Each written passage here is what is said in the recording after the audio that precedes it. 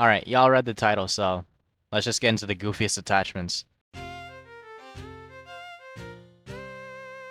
You know how most assault rifles and SMGs have a default size of 30? Well, trying to level up one of these can be annoying because, well, 30 rounds isn't a whole lot, but it is manageable. What isn't manageable is having 25 rounds on an auto assault rifle or SMG. Does anyone actually use this? I know that this is the first magazine you get, which means that it's not meant to be as good as the later attachments, but a 5 round reduction is game changing, and I don't mean that in a good way. Yeah, never mind. Editor J Mello here, and it turns out that these fast magazines for most guns are not the first magazine you unlock. In fact, some guns have it as the last one. Why? 25 rounds just feels so limited, and even the increased reload speed, which is supposed to be the main pro of this attachment, does not feel worth it. I've always despised these attachments because it just feels like a waste of space.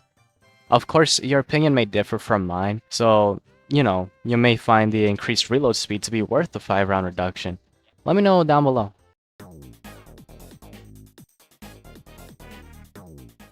The idea of having bullets do more damage to kill streaks is not a bad idea itself. It is a bad idea when you include the fact that almost every weapon gets this attachment. Assault rifles and light machine guns are quite good at taking out kill streaks, and FMJ rounds just enhance that trait. But when you give these rounds to a pistol, then I feel the need to question your sanity. SMGs and pistols are the worst guns to take out kill streaks. Or aerial streaks. I say aerial streaks because they are more common than ground streaks. These guns are mostly used for close range, so their damage fall off distance is gonna be bad. And of course, aerial streaks are high up in the air. So why would you ever use these guns to try to take out a UAV? Using an SMG is somewhat understandable since it's your primary gun, but why would you attempt to use a pistol, let alone equip FMJ rounds? You know the Pokemon Chansey? It has a horrible base defense stat. Why would you ever try to increase it? This is similar to using FMJ attachments on these weapons. You're just trying to upgrade a useless trait. Hipfire lasers for snipers is a very smart idea. Snipers are primarily used to fire from the hip, so these lasers make the gun yeah, okay, let's just cut to the chase. Why do these exist? Unless you are going into the match for the sole purpose of just getting no-scopes and trick-shotting, you will never use this. I must ask, do trick-shotters even use this? Also, it exposes your location when the gun is at your hip because the laser is visible, so this actually hinders you. This attachment is mad goofy. These things are hated by most, if not everyone, and yet it still finds its way into every new Call of Duty. It's either OP or garbage, and I despise it either way. In Black Ops 6, it's complete horse crap. It doesn't do much, and I still find it goofy because its existence in the game is unnecessary. The fact that they keep bringing this ammo mod back just makes me roll my eyes. It's also always on shotguns. In the past, these rounds have been attachments for other weapons, which I think is already stupid. But the fact that they are always on shotguns is both annoying and weird. Shotguns are known for one-shotting enemies at close range. So why does a one-shot weapon class have these damage over time bullets? I don't care about realism or whatever. The balancing of these things, like I said, always makes them trash or OP. Can we just have one game without these damn things? Unlike the past 4 attachments we've discussed in this video, the Akimbo attachment is here because it's just plain goofy. Fun, but goofy. I'm sure we all know how unrealistic it is for someone to be able to use 2 pistols at once, yet the game decides to have it anyways. Yes, I am using the topic of realism for the Akimbo attachment, even though I just said that I don't care about realism in the Dragon's Breath section. My excuse? It's funny, come on, let me make fun of these attachments.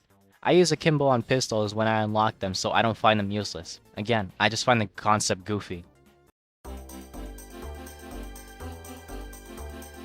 If you weren't aware, there are some optics that have different zooms. And, well, some of them have 3.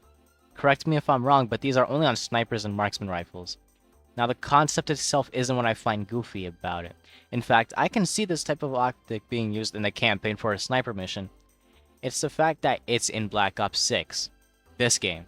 As we all know, many maps are small to medium size. In fact, I wouldn't consider any of them to be large maps. This doesn't make snipers bad though. Some maps benefit this weapon class like Extraction and Scud. But the fact that they added scopes that have 3 zooms is wild.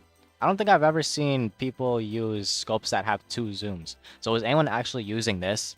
And again, none of these maps are large, so there isn't really a need to use this. Especially with the lack of a ground war mode, that's the only mode I can see people using that in. And well, it ain't here. What about Warzone? Let's be honest here, is anyone actually using this on Warzone? I'm not making fun of anyone for using this, I just have yet to see anyone doing so. If this was in a game where it had ground war, I wouldn't even bat an eye, but since it's in Black Ops 6, it makes it a goofy attachment.